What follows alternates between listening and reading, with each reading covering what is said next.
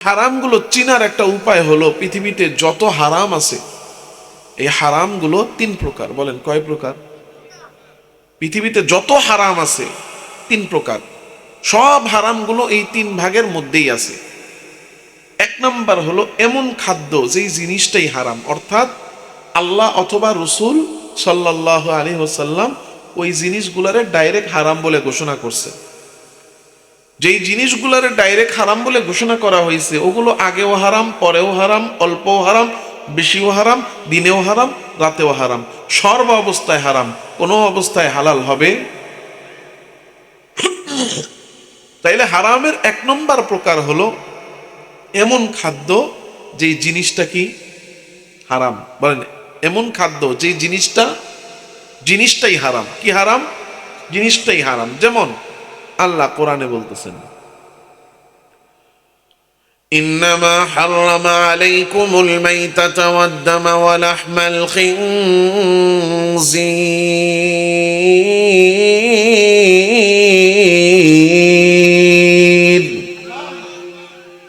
আল্লাহ ডাক দিয়ে বলতেছেন তোমাদের জন্য হারাম করা হয়েছে মৃত পশু। তাইলে একটা গরু মরে পড়ে আছে, এই মরা গরু হালাল না হারাম? আল্লাহ বলতেছেন তোমাদের জন্য হারাম করা হয়েছে শূকরের গোশত।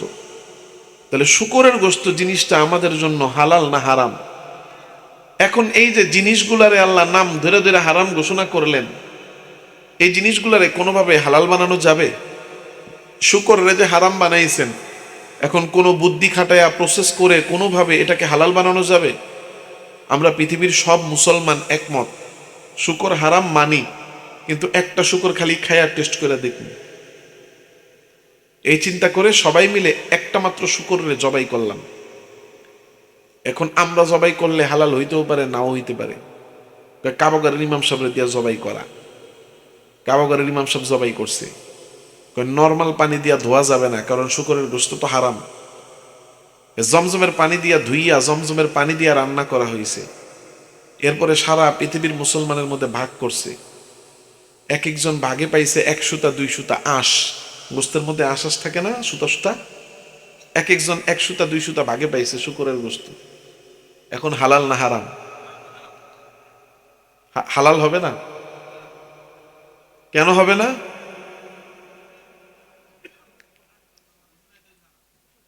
ধরতে পারে? এই তো মাশাআল্লাহ। কারণ কি? বলো বলো বলো। না না না, এর আগে কইছে। হ্যাঁ হ্যাঁ, কে কইছে এটা? কে কইছে? আপনি কইছেন। কারণ জিনিসটাই হারাম। কারণ কি? জিনিসটাই হারাম। হারাম তো তিনও প্রকার। হারাম কে করছে? তিনও প্রকার হারামি কে করছে? হ্যাঁ, বুঝছেন? তিনও প্রকার হারামকেই তো হারাম করছেন কে? হারাম কয় প্রকার? হ্যাঁ, তিনও প্রকার হারাম রে কে হারাম বানাইছে? হ্যাঁ, প্রথম প্রকার হলো জিনিসটা হারাম, অর্থাৎ কিছু জিনিস যেই জিনিসটারে আল্লাহ ডাইরেক্ট হারাম বলে ঘোষণা করছেন। হ্যাঁ, ওইটা আগে পরে সর্ব অবস্থায় কোনো বুদ্ধি খাটায়া কোনো কিছু দিয়ে ওইটারে হালাল বানানো যায়। যেমন দেখবেন গতকালকে 31st নাইট গেছে, আপনাদের এখানে কি হয়েছে আমি জানি না, কিছু হয় নাই আলহামদুলিল্লাহ। কইছি না, দেখছেন শুরুতে যে কইছি যে এই এলাকার মানুষ যে ভালো, শুরুতে এই যে আমি যে ধারণা করছি, আমি কি আমার ধারণাটা সত্য না মিথ্যা? এটা আবার প্রমাণ হয়েছে। এই জন্য অসুস্থ শরীরে চলে আসছি। ভালো মানুষের ভিতরে আসলে এ দোয়ায় আল্লাহ আমারে সুস্থ করে দিবে। আল্লাহ করতে পারেন কি পারেন না? আল্লাহ করে দেন, বলেন আমিন। ঢাকা শহরের মধ্যে ছেলেরা কত বোম ফুটাইলো, মানুষকে কত নির্যাতন জুলুম করলো, আবার সাথে করে বোতল নিয়ে আসছে। এখনকার দিনের পোলাপান হয়েছে বেশি দুষ্ট। ক্যান নিয়ে আসছে, ক্যান আনার পরে এই ক্যান খায়। এখন কেউ যদি জিজ্ঞাসা এটা খাসকে, খাইলে সমস্যা কি? কয় এটা তো হারাম। কারে হারাম কিনলে কয় এটা মদ, কয় এটা মদ না, তাহলে কি? কয় এটা বিয়ার। একই তো কথা। না, এক না। এক নাকে কয়টার মধ্যে 91% ফলের জুস, 9% হয়েছে অ্যালকোহল। এখন ওরা গিয়া কোন, তাহলে তুই 91% ফলের জুস আন, আমি 9% পেশাব বইরে দিই। খাবে? 91% ফলের জুসের সাথে 9% পেশাব মিশাইলে যেমন ওই ফলের জুসটা আর ফলের জুস থাকে না, পেশাব হয়ে যায়, 91% ফলের জুসে 9% মদ মিশাইলেও এটার ফলের জুস থাকে না, কি হয়ে যায়? মদ হয়ে যায়। কারণ ওই ফলের জুসরে পরিবর্তন কইরা হালাল থেকে হারাম বানানো যায়, কিন্তু মদরে আর পেশাবরে হারাম থেকে হালাল বানানো যায় না। কারণ মদ জিনিসটাই কি? পায়খানা জিনিসটাই, পেশাব জিনিসটাই, হ্যাঁ। এজন্য হারামের প্রথম প্রকার হলো এমন খাদ্য যে জিনিসটাই হারাম। আপনারা এটা কি বুঝতেছেন তো? মনে রাখবেন তো ইনশাআল্লাহ। তাহলে হারামের 1 নম্বর প্রকার মনে রাখার জন্য সহজে বলেন, জিনিসটাই হারাম। 1 নম্বর প্রকার কি? মাশাআল্লাহ। 1 নম্বর প্রকার কি? জিনিসটাই হারাম। এবার আসেন হারামের 2 নম্বর প্রকার। জিনিসটা হালাল কিন্তু পদ্ধতির কারণে হারাম হয়ে গেছে। হালাল জিনিস কি কারণে হারাম? পদ্ধতির কারণে। হালাল জিনিস কি কারণে হারাম? পদ্ধতির কারণে। সেটা কি? গরু খাওয়া আমাদের জন্য হালাল না হারাম? ছাগল খাওয়া মুসলমানের জন্য হালাল না হারাম? এখন ধরে নেন আপনার বাড়ির পাশে একজন হিন্দু ভাই থাকে, আমি শুধু বোঝানোর জন্য বলছি। এই হিন্দু ভাইয়ের সাথে যেহেতু প্রতিবেশী, আপনার দাদারাও থাকছে, আপনার বাবাও থাকছে, আপনিও থাকছেন, আবার আপনার ছেলে পেলেরাও এখন প্রতিবেশী হিসেবে থাকতেছে। তারা বিপদে পড়লে আপনি সাহায্য করেন, আপনি বিপদে পড়লে সে এসে সাহায্য করে, প্রতিবেশী হিসেবে যতটুকু করা দরকার। তার বাড়িতে পূজার অনুষ্ঠানের মধ্যে সে ছাগল আনছে, আমরা করি জবাই, তারা দেয় কি? বলি দিয়া ছাগলের গোশত রান্না বান্না করে খাইতে বসছে। বৈশা তার মনে পড়লো আমার বাড়ির পাশে হাজি সাহেব আমারে খুব বিপদে আপদে সাহায্য করে, তার সামনে দিয়ে এত সুন্দর ছাগলের গোশতটা আমি আনলাম, একা একা কেমনে খাই তারে না দিয়া। এই চিন্তা করে 1 বাটি ছাগলের গোশত আপনার ঘরে পাঠাইয়া দিছে। এখন বলেন তো, ছাগল খাওয়া তো হালাল, কিন্তু এই যে হিন্দু ভাইয়ের ঘর থেকে আমার আপনার জন্য গোশত পাঠাইলো, এটা খাওয়া আমাদের জন্য হালাল না হারাম? হালাল হবে না, হারাম হয়ে যাবে। কি জন্য? পদ্ধতির কারণে। কিসের সমস্যা? পদ্ধতিগত সমস্যা। কারণ আল্লাহ কোরআনে বলতেছেন, ওয়ামা উহিল্লা লিগাইরিল্লাহি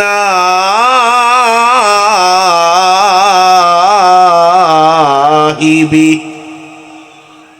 আল্লাহ বলেন, আল্লাহ ছাড়া অন্য কারো নামে যেই পশু জবাই করা হয়, আল্লাহ ছাড়া অন্য কারো নামে যেই পশু জবাই করা হয়, ওই পশু মুসলমানের জন্য খাওয়া হালাল নয়।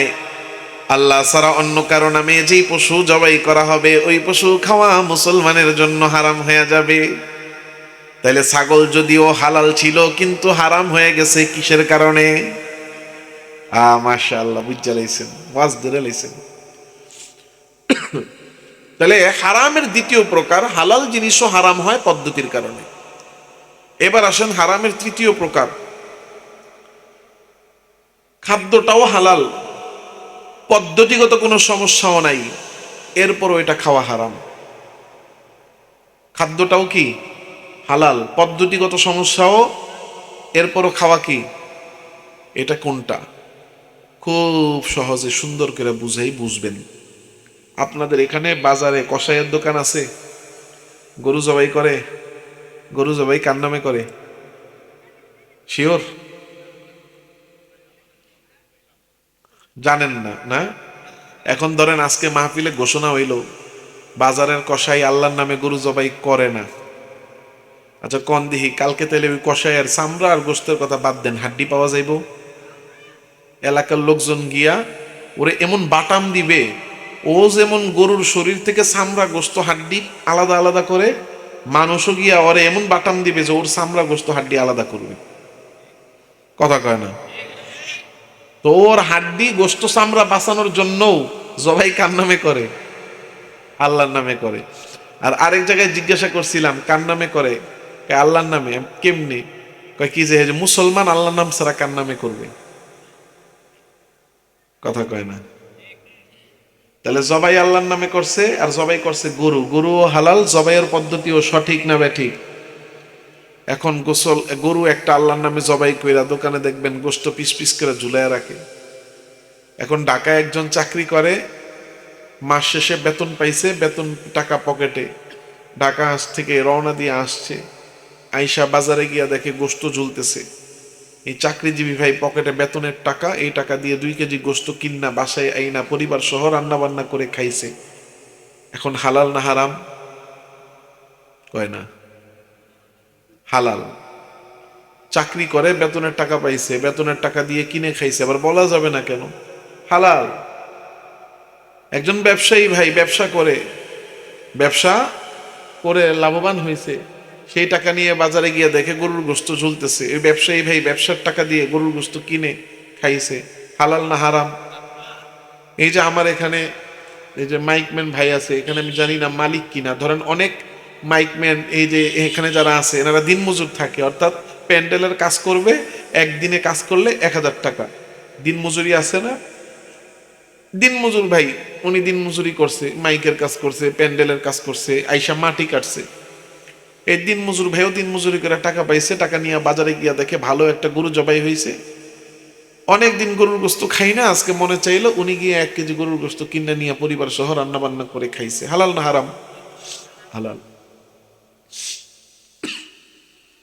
একজন প্রবাসে থাকে, প্রবাস থেকে বেতন পেয়ে বেতন পাঠাইছে, তার বাবা গিয়া ওই টাকা দিয়া গরুর গোস্ত কিনে আইনা রান্না বান্না করে খাইছে। হালাল না হারাম?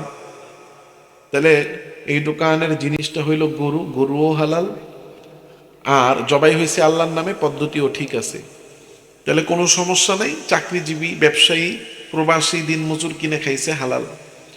এখন আমাকে বলেন, এই একই দোকানের একই গরুর গোশত যদি কোনো চোর চুরির টাকা দিয়ে কিনে খায়, তার জন্য এই গোশত হালাল না হারাম?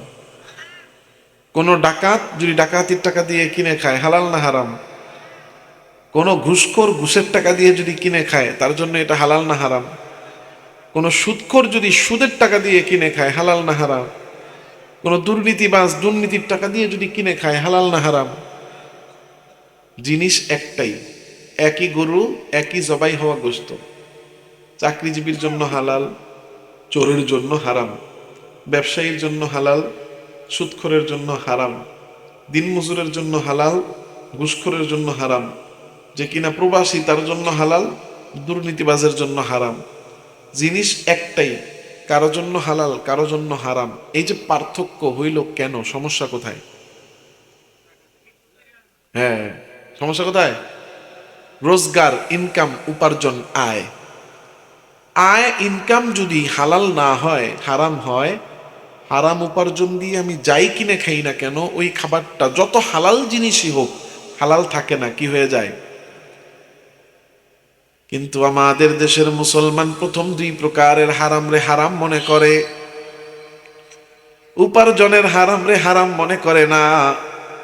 তাই প্রথম 2 প্রকারের যেই হারাম আছে, ওই হারাম গুলারে ধরেও না, আর উপার্জনের হারাম রে আমাদের দেশের মুসলমান ছাড়েও না।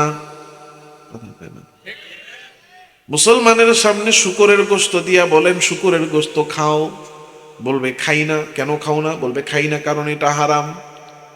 মুসলমানের সামনে কুকুরের গোশত দিয়া বলেন এটা খাও, বলবে না খাই না। কেন খাও না? বলবে খাই না কারণ এটা খাওয়া হারাম। যেই মুসলমান শুকর খায় না, কুকুর খায় না, ওই মুসলমানই চুরের টাকা, সুদের টাকা, ঘুষের টাকা, দুর্নীতি, বাটপারি, জুয়ার টাকা দিয়া বাজার থেকে বড় দেশি মুরগির রান কিন্না আইনা চাবায়া চাবায়া খায়। ওইটা তার কাছে হারাম লাগে না, লাগে তার কাছে আরাম। কথা কয় না? কিন্তু হারাম হওয়ার দিক থেকে শুকরের গোশত আর কুকুরের গোশত আর চুরি সুদ ঘুষের টাকায় কিনা গরু মুরগির গোশতের মধ্যে কোনো পার্থক্য নাই। শুকর খাওয়া যেমন হারাম, চুরির টাকা, সুদের টাকা, ঘুষের টাকা, জুয়ার টাকা, দুর্নীতি, বাটপারি, ছিনতাই, লুটপাটের টাকা দিয়ে গরুর গোশত কিনে খাওয়া, ওই গরুর গোশতটাও শুকরের মতোই হারাম। কথা কয় না? কিন্তু আমি আর আপনি মুসলমান, মুখে বলি আল্লাহ রিজিক দাতা, এরপরও চুরি ছাড়ি না।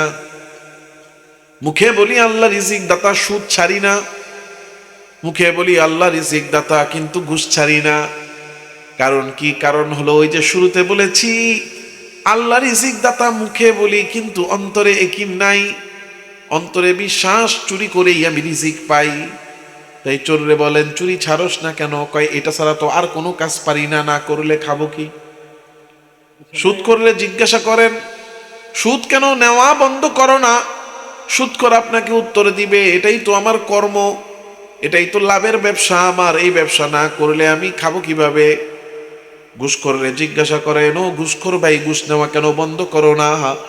সে আপনাকে উত্তর দিবে আরে আমি বেতন পাই অল্প কয় টাকা, এই কয় টাকা দিয়ে সংসার চলে না, আমি ঘুষ না নিলে না খেয়া মরবো নাকি?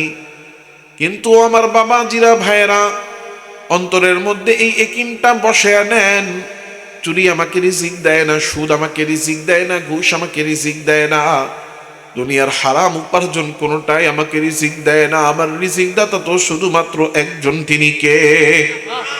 আল্লাহ। এই জন্য ডাক দিয়ে বলেন বান্দা রিজিক নিয়ে চিন্তা করো না, হারাম ছেড়ে দাও, চুরি ছেড়ে দাও, সুদ ছেড়ে দাও, ঘুষ ছেড়ে দাও, দুর্নীতি 2 নাম্বারই ছেড়ে দাও, কারণ এইগুলা তোমার রিজিক পাওয়ার, রিজিক দেওয়ার মাধ্যম না।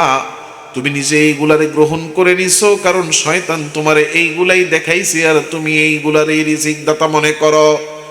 না বান্দা, এইগুলা ছাড়াও তোমাকে রিজিক দেওয়ার ক্ষমতা আল্লাহর আছে না নাই? এই জন্য আল্লাহ ডাক দিয়ে বলেন ওয়ামা মিন দাব্বাতিন ফিল আরদ ইল্লা আলাল্লাহি রিজকুহা। ও বান্দা, আমি আল্লাহ, শুধু তুই মানুষ না, জমিনে যত প্রাণী আছে সব প্রাণীকে রিজিক দেওয়ার দায়িত্ব আমি আল্লাহর হাতে। তাকে দেখ আকাশের পাখিগুলার দিকে, এই পাখিগুলা দুনিয়াতে কোনো চাকরি করে না, ব্যবসা করে না। তাকে দেখ পানির নিচের মাছগুলার দিকে, এই মাছগুলা কাছে খাবারের কোনো চাষবাস করে না, কোনো ক্ষেত খামার তারা করে না। তাকে দেখ বনের বাঘগুলার দিকে, এক একটা বাঘ 70 কেজি পর্যন্ত গোশত খাইতে পারে একদিনে, কিন্তু এই বাঘগুলা কোনো হরিণের খামার করে না। আবার গোশত জমা রাখার জন্য আমার আপনার মতো ফ্রিজও তো তাদের কাছে নাই। এরপরও একটা প্রাণীও রাতের বেলা না খাইয়া ঘুমায় না। চিন্তা করে দেখেন, আমি আর আপনি যেমন দুনিয়াদারি কইরা এরপরে খাইয়া পেট ভইরা এরপরে ঘুমাইতে যাই, চাকরি ছাড়া, ব্যবসা ছাড়া, দুনিয়ার কোনো কর্ম করা ছাড়া, এই সমস্ত প্রাণীগুলাও রাতের বেলা ঘুমানোর আগে ভরপেট খায়, এরপরে ঘুমায়। পাখিগুলা সকালবেলা নীড় থেকে বের হয় খালি পেটে, চাকরি করে না, ব্যবসা করে না, বাজার করে না, রান্না করে না। এরপরও রাতের বেলা, সন্ধ্যাবেলা যখন নীড়ে ফিরে যায় ভরা পেটে। বলেন তো তাদেরকে প্রত্যেক দিন রাতের বেলা ঘুমানোর আগে ভরপেট খানা দান করেন কে? কারণ আমার আল্লাহ বলেন ওয়ামা মিন দাব্বাতিন ফিল আরদ ইল্লা আলাল্লাহি রিজকুহা। আল্লাহ বলতেছেন জমিনে যত প্রাণী আছে সব প্রাণীকে রিজিক দেওয়ার দায়িত্ব আমি আল্লাহর, সুতরাং সবাইকে আমি আল্লাহ রিজিক দিব। ও বান্দা, হারামের পথ ছেড়ে দাও, হালালের পথে চলো। হালালের পথে চলবা তো রিজিক নিয়ে ভয় নাই, তুমি দুনিয়াতে অভাবে মরবা না। কারণ অন্য সব প্রাণীর রিজিক দেয় যে, তোমাদেরকেও রিজিক দিবে সে। জোরে বলেন তিনি কে? আল্লাহু ইয়ারযুকুহা ওয়া ইয়াকুম। আল্লাহ তাদেরকেও রিজিক দেয়, তোমাদেরকেও রিজিক দিবে, মানুষকেও রিজিক দিবে। তাই হারামের পথ ছেড়ে দেওয়া, সব হারামগুলো ছেড়ে দেওয়া। আমি আর আপনি হারাম কামাইতেছি আর মনে মনে ভাবতেছি আমি মনে হয় বুদ্ধিমান। না না না, হারাম কামাই যে করে দুনিয়ার সবচেয়ে বড় বোকা সে। কথা কন।